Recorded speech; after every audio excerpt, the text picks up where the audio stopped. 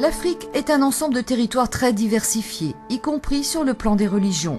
Ainsi, pour le cardinal Jean-Louis Torrent, président du Conseil pontifical pour le dialogue interreligieux, ce continent est aussi un lieu important du dialogue avec les musulmans. Un dialogue qui repose d'abord sur le vivre ensemble. Comme vous le dites, il y a une grande variété. Évidemment, l'islam se vit de manière différente selon les pays. Mais je dirais que dans l'ensemble, en ce qui concerne l'islam en Afrique, on peut dire que malgré tout, le dialogue de la vie est une réalité. Dans l'ensemble, l'islam est tolérant, sauf évidemment quelques exceptions comme la Nigeria, par exemple. En ce qui concerne la foi catholique, le synode aura dès le premier jour mis clairement en évidence la forte croissance des communautés chrétiennes. Le cardinal Torrent trouve dans la religiosité naturelle des Africains une des raisons de cette vitalité.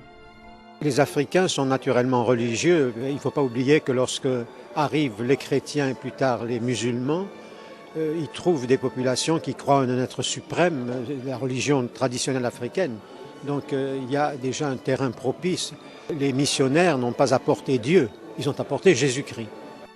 La foi s'est donc progressivement diffusée en Afrique jusqu'à entrer dans la culture locale. Une inculturation qui aujourd'hui se poursuit tout naturellement, selon le cardinal français. Je crois qu'il y a encore beaucoup de progrès à faire, mais quand on voit par exemple les liturgies en Afrique, il y a quand même eu pas mal de progrès qui ont été faits, en particulier ces processions, les chants.